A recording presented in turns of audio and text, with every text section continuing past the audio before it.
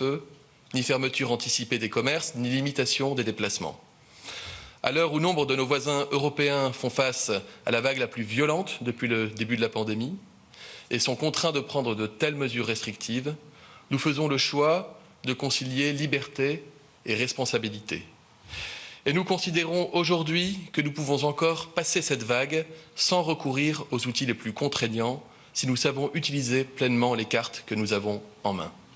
Et nous sommes également en direct avec Arnaud Chiche, qui est médecin réanimateur, anesthésiste à la Polyclinique des Nains-Bonon. Bonsoir, merci beaucoup d'être avec nous, Arnaud Chiche. Je me tourne tout de suite vers vous.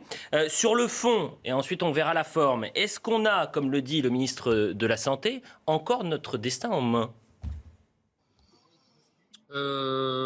Sur ce qu'il annonce sur le fait de programmer la 3e dose, d'aller en recherche de la vaccination des gens non vaccinés, d'insister sur les gestes barrières qui ont probablement été un petit peu mis de côté ces dernières semaines et sur le fait de effectivement sensibiliser les gens à l'aération, en cela oui.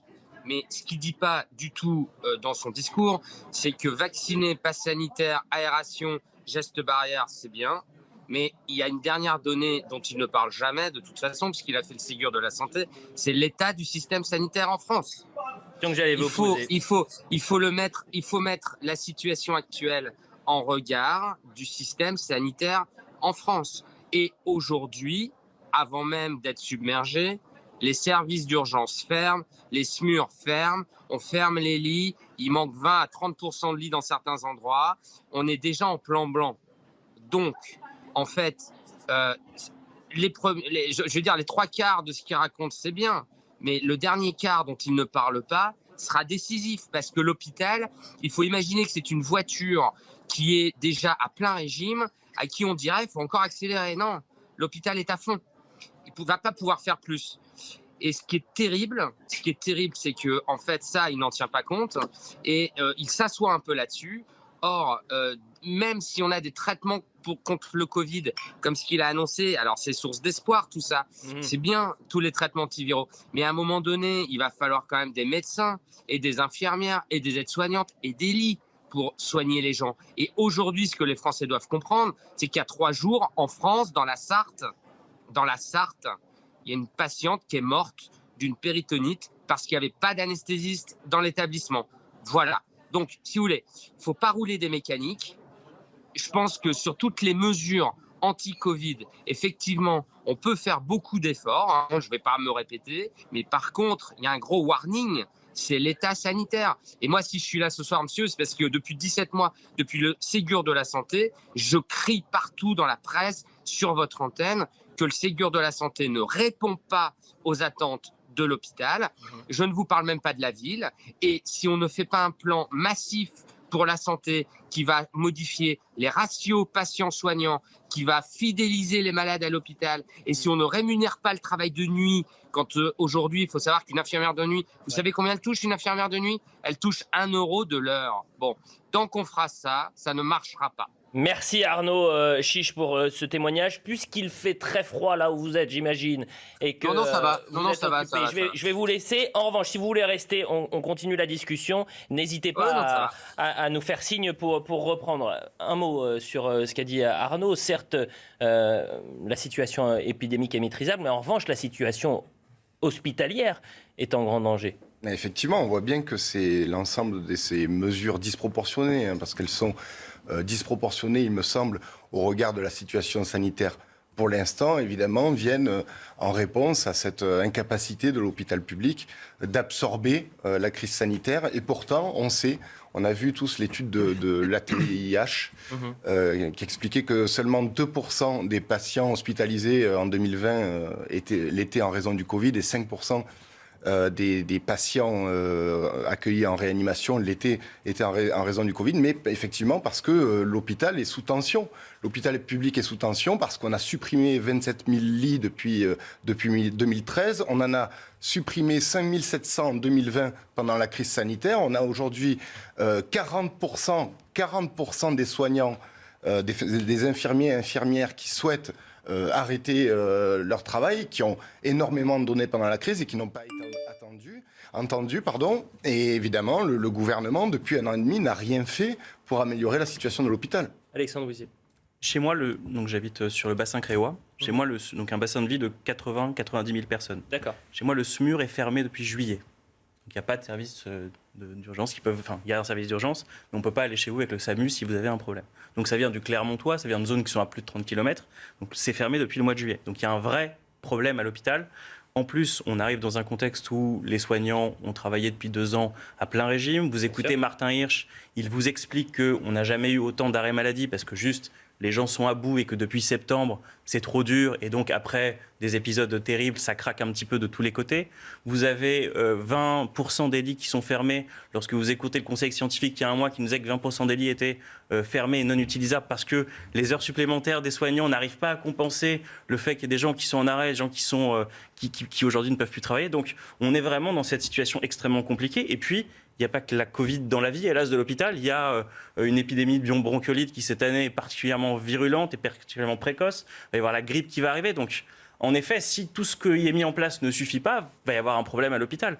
Et puis, on entend quand même que au 1er décembre, 750 entrées à l'hôpital. Au cœur de la 5e vague, 1500 entrées à l'hôpital par jour. Donc, à un moment, il va y avoir un sujet. La question, c'est est-ce qu'en décembre-janvier, on va réussir à passer le pic sans que l'hôpital soit à nouveau totalement submergé? Gabriel Cluzel, quand on a entendu Arnaud Chiche, moi, ce qui m'a marqué, c'est quand il dit « ça ne sert à rien de rouler des mécaniques en ce moment ». J'ai l'impression que depuis 20 mois, c'est ce que fait le gouvernement.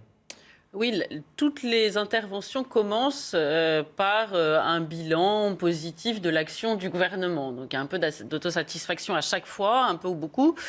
C'était spécialement criant avec Emmanuel Macron la dernière fois. Et on commence à se comparer aux autres pays en disant que c'est formidable. Et évidemment, l'angle mort, c'est, puisqu'on ne garde comme seul indicateur que le pass sanitaire et la vaccination, l'angle mort, c'est évidemment l'état de l'hôpital. Ce qui pouvait être à la limite audible au début de cette crise sanitaire ne l'est évidemment plus parce qu'on a l'impression que rien n'a évolué.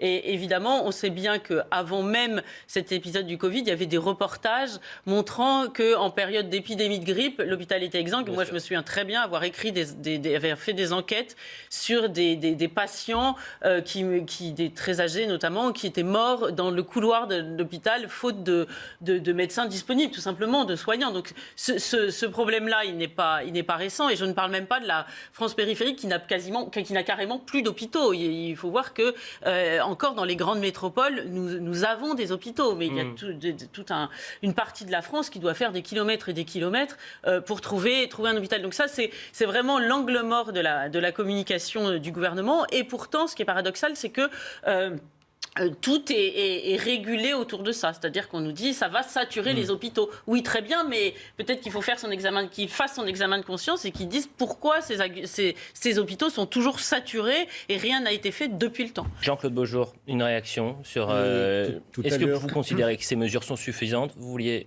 Le ministre, oui, non, mais ça correspond un peu à ce que j'allais dire. Le ministre nous a dit, M. Véran, tout à l'heure, eh bien, vous pouvez encore prendre votre destin en main. Oui, notre destin est notre destin. Les Français ont toujours eu leur destin bien en sûr. main. Mais moi aussi, ça m'a surpris. En revanche, nous avons tous collectivement été relativement à l'écoute de ce que nous demandait, évidemment en fonction de l'état de la science, sauf que depuis 18 mois, et moi je suis désolé, depuis 18 mois, on fait du stop and go.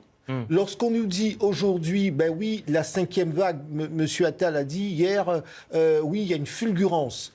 Il faut reprendre les gestes barrières. Mais pourquoi que n'a-t-on pas fait depuis le mois de juillet, alors même que nous disions... Vous parlez de tsunami viral. Nous disions, d'accord, il y a le vaccin, mais à côté, il faut mettre en place un plan d'accompagnement parce que le vaccin ne disparaîtra pas comme ça d'un coup de baguette magique. Et là, on est en train de nous dire, bon, alors peut-être qu'on va devoir... Attention, on va peut-être devoir vous reconfiner.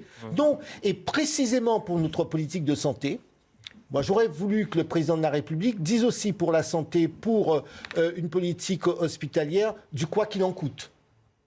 Nous devons faire du quoi qu'il en coûte sur la politique de santé, parce qu'effectivement, aujourd'hui, c'est le Covid, demain, ça sera autre chose. Et il faut, dans une grande démocratie, un pays qui a une grande puissance économique, comment peut-on parler de souveraineté? Comment peut-on parler de la France qui va de l'avant si nous ne sommes pas capables d'offrir à nos concitoyens, jeunes comme vieux, parce qu'aujourd'hui, quand on parle de patients qui meurent d'une péritonite, monsieur, on ne peut plus mourir d'une péritonite faute d'anesthésiste dans notre pays. On ne devrait pas mourir d'une péritonite. Ça n'est pas acceptable. Et c'est là où il faut mettre du quoi qu'il en coûte. Il y a quand même un paradoxe aussi dans cette histoire, c'est qu'on a suspendu 15 000 soignants.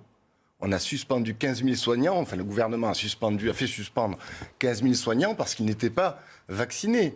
Or, les soignants à l'hôpital, même vaccinés, ne sont pas testés. Et on sait que le vaccin peut transmettre, n'empêche pas, la transmission. Donc pourquoi empêche-t-on ces 15 000 soignants de travailler? Et ça, c'est le fond. Sur la forme, et on en parlait un peu aussi, ça fait 20 mois, et on n'a toujours pas évolué du côté du gouvernement, avec ce ton qui est moralisateur, culpabilisateur, donneur de leçons, où on a l'impression que le gouvernement parle à des enfants. Écoutez, Olivier Véran, c'était encore une fois ce matin, et c'est sur le pass sanitaire et la vaccination.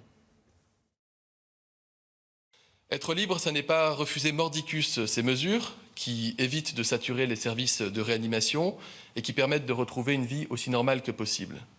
Ces petites contraintes du quotidien sont les clés de notre liberté. Être libre, c'est d'abord être responsable et c'est mesurer la portée de nos choix.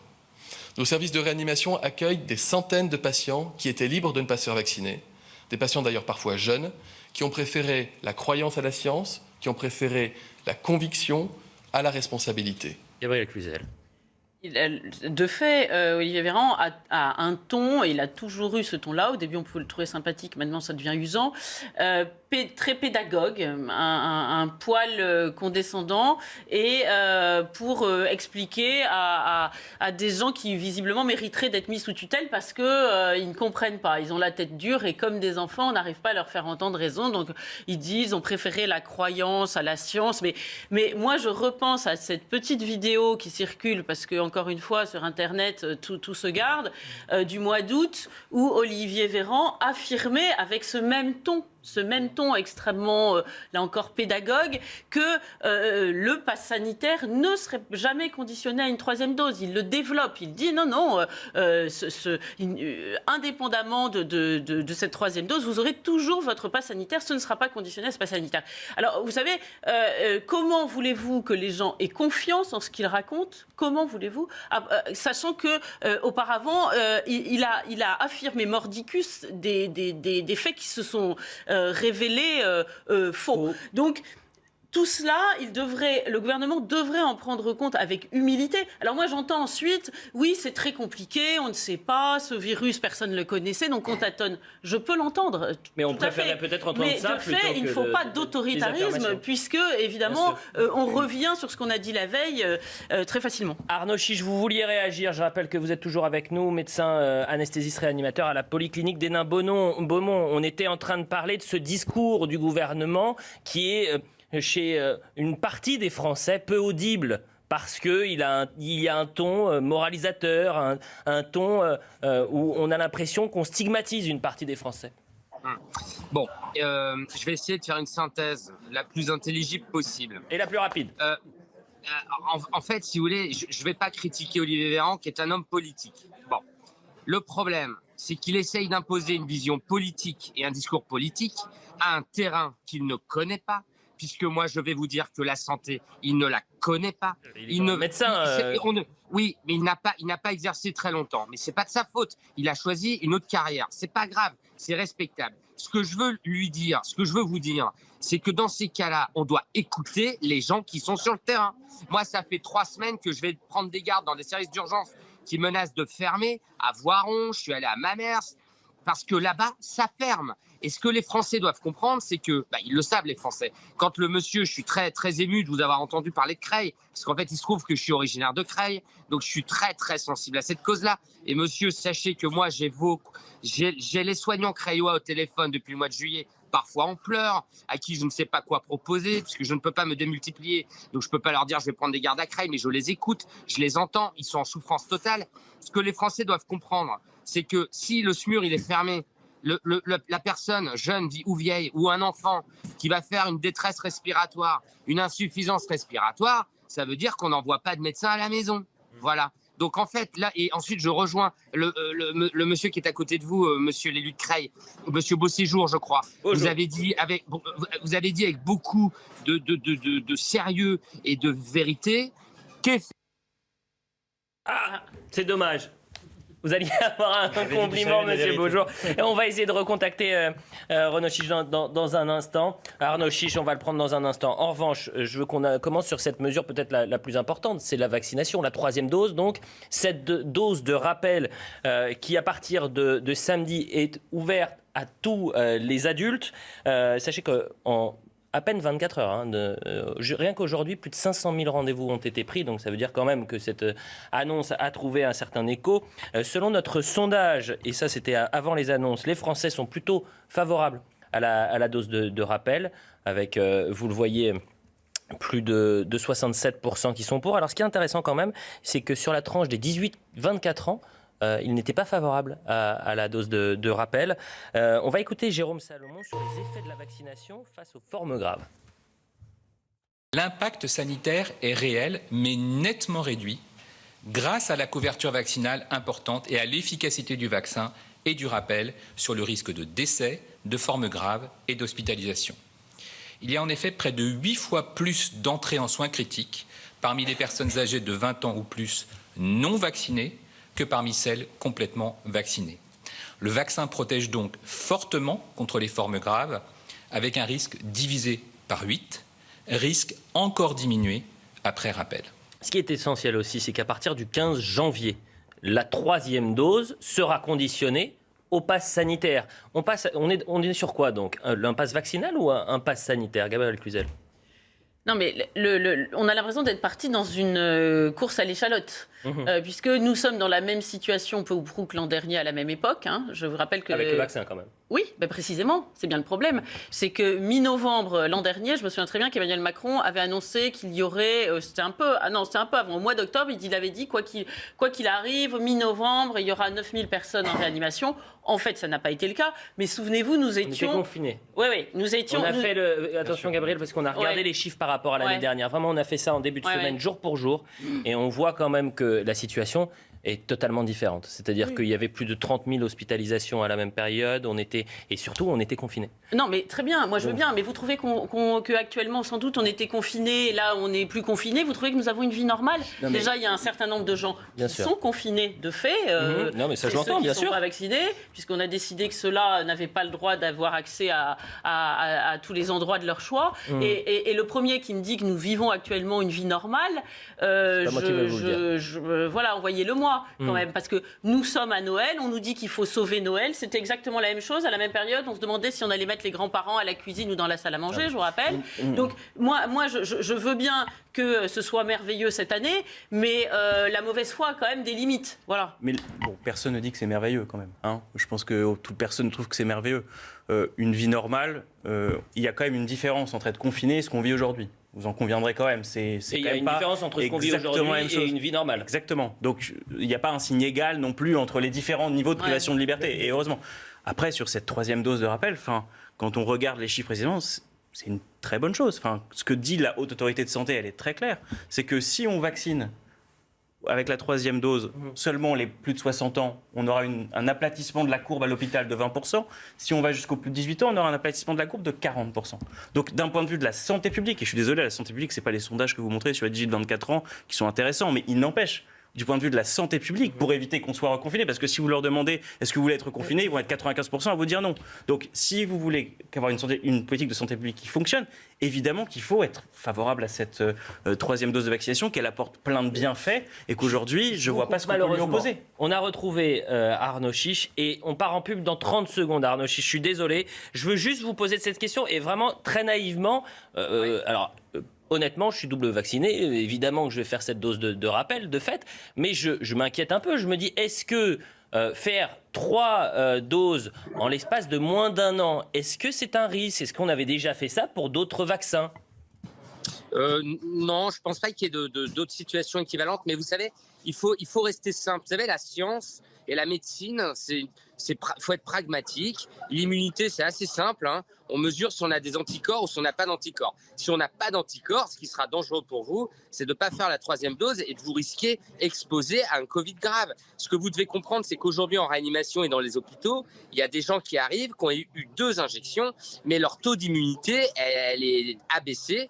Et en fait, si vous voulez, c'est de la faute à personne, le Covid. Donc, si vous voulez, si pour avoir une immunité efficace, il faut avoir des rappels, c'est pas un complot de l'État, hein. C'est juste qu'en fait, l'organisme a besoin de ces réinjections pour fabriquer les anticorps. Et ce que je voulais juste terminer tout à l'heure de dire, c'est qu'effectivement, là où je voulais en venir, c'est que c'est bien sympa toutes ces mesures sanitaires, c'est bien sympa. Mais si on est dans le déni du système, de l'état de la santé aujourd'hui, j'estime qu'on ment aux Français. C'est du mensonge. C'est-à-dire que quand Olivier Véran il dit oui, tout espoir est permis et on peut tout gérer. Oui, mais Olivier Véran, il fait quoi aujourd'hui pour les SMUR qui sont fermés? Il fait quoi pour les blocs opératoires qui ne peuvent pas travailler? Pour les malades qu'on décale déjà parce qu'il n'y a pas assez de personnel à l'hôpital. On l'a entendu et vous avez bien fait de le rappeler, Arnaud Chiche. Merci à vous. On souhaite évidemment courage à tous ces soignants qui vont affronter cette nouvelle vague. On part en pub juste un instant. On se retrouve pour la deuxième partie de Soir Info. Restez avec nous.